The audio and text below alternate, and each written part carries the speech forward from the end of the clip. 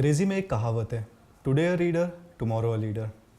पुस्तकों या किताबों को पढ़कर हम आज हमारे गौरवशाली इतिहास से रूबरू हो पाते हैं।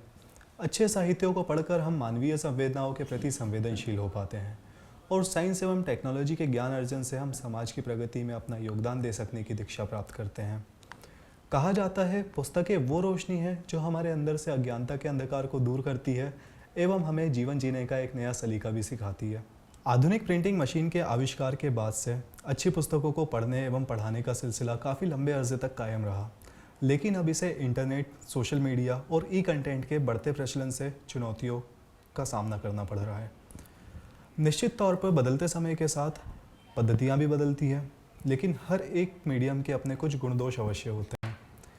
एक शायर की इमोशनल बात मुझे याद आ रही है। अजदहा बन के आया मोबाइल, अजदहा बन के आया मोबाइल और पुस्तकें निकल गया ये न जाने कितनी। हमारी इस टॉक शो पुस्तक द पाथ ऑफ नॉलेज के इस शुभारंभ एपिसोड के विशेष अतिथि हैं डॉक्टर के.वी. राव सर, जो कि सरदार वल्लभ भाई पॉलिटेक्निक कॉलेज भोपाल के प्रिंसिपल है एवं सिविल इंजीनियरिंग में इनका बैकग्राउंड रह चुका है, जिसमें इन्हें 31 वर्षों का एक प्रशंसनीय अनुभव भी प्राप्त है। संघर्ष, चुनौतियों और उपलब्धियों के ताने बाने से बुना जीवन हमारे राव सर ने भी जिया है। प्रिंसिपल सर हम सभी विद्यार्थियों के लिए हमेशा से अनुकरणीय रहे हैं एवं आप हम सभी विद्यार्थियों के लिए किसी आराध्य से कम नहीं हैं। सर, आपका पुस्तक द पाथ ऑफ नॉलेज के इस इनॉग्रल एपिसोड में बहुत बहुत स्वागत है। Thank you. तो सर, शुरुआत करते हैं आपकी स्टूडेंट लाइफ से। किस तरह का दौर था? पुस्तकों को पढ़ने एवं पढ़ाने का क्या तरीका रहता था उस समय? और सर, पुस्तक और लाइब्रेरी के साथ में आपके किस प्रकार के रिश्ते थे? आजकल के युग में तो आपके पास में गूगल है और कई डिजिटल मीडियाज़ हैं जिसको यूज़ करके आप कुछ नॉलेज गेन कर सकते हैं। लेकिन जिस समय हम लोगों ने एजुकेशन शुरू करी थी उस समय ये कुछ भी नहीं था। भले वो मैं स्कूल एजुकेशन की बात करूं या भले मैं वो कॉलेज एजुकेशन की बात करूं, तो उस समय हमको सिर्फ बुक्स पे ही निर्भर रहना पड़ता था। और बुक्स हमको लाइब्रेरी से भी मिलती थी और लाइब्रेरी से मात्र हमको 2 किताबें मिलती थी। बाकी किताबें खुद हमको परचेज़ करना पड़ता था और जो परचेज़ करते थे उसमें भी हम लोग कुछ सेलेक्टेड जो बुक्स थी, ग्रुप बना हुआ था हमारे स्टूडेंट्स का, करीब 8 से 9 लोग थे हम लोग। और हम लोग एक-एक बुक अलग-अलग ऑथर की खरीद लिया करते थे और वो बुक हम लोग आपस में एक्सचेंज करते थे, क्योंकि हर एक बुक से हमको अलग-अलग टॉपिक्स पे अलग-अलग हमको नॉलेज मिलता था।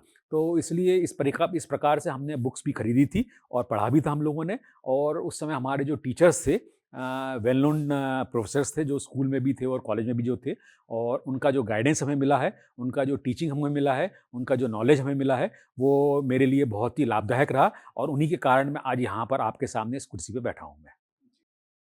कागज़ों में दबकर मर गए कीड़े किताब के और दीवाना बिना पढ़े लिखे ही मशहूर हो गया।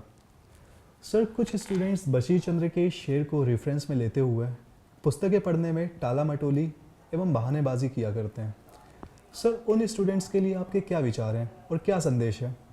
मैं उन स्टूडेंट्स को तो ये बोलना चाहूँगा कि किताबें आप ज़रूर पढ़िएगा। आजकल मार्केट में भी कुछ शॉर्ट टर्म के कुछ किताबें आ गई हैं, कुछ प्रकाशंस वगैरह की, जिसमें कि क्वेश्चन बैंक्स वगैरह भी हैं। वो सब अपनी जगह पर है। आपको जब भी कॉम्पिटिशन फेस करना पड़ता है तो उस समय आपको किस जगह से क्या पूछा जाएगा पता नहीं है आपको। एग्ज़ाम तो आप क्लियर कर लेंगे वो 20 क्वेश्चंस या शॉर्ट सीरीज़ पढ़ के, लेकिन जब आपको मार्केट में उतरना है, जब आपको प्लेसमेंट चाहिए आपको, तब किस एंगल से क्या पूछा जाएगा, इंटरव्यू में किस चीज़ के बारे में आपसे पूछा जाएगा, कुछ भी नहीं पता है। उन चीज़ों के लिए आपको एक-एक चीज़ का ज्ञान होना बहुत ज़रूरी है और ज्ञान आपको प्राप्त होगा किताबों से ही। दोस्तों, हमारे सम्मानीय प्रिंसिपल सर की बातों से तो यह स्पष्ट है कि हमें निरंतर मेहनत करनी होती है एवं अपना पूरा डेडिकेशन देना होता है। और कहा भी जाता है कि सफलता का कोई भी शॉर्टकट नहीं होता। निश्चित रूप से यह बातचीत आपके प्रोफेशनल जीवन को एक नई राह दिखाएगी एवं आप सफलता के शिखर पर विराजेंगे, ऐसी हम कामना करते हैं।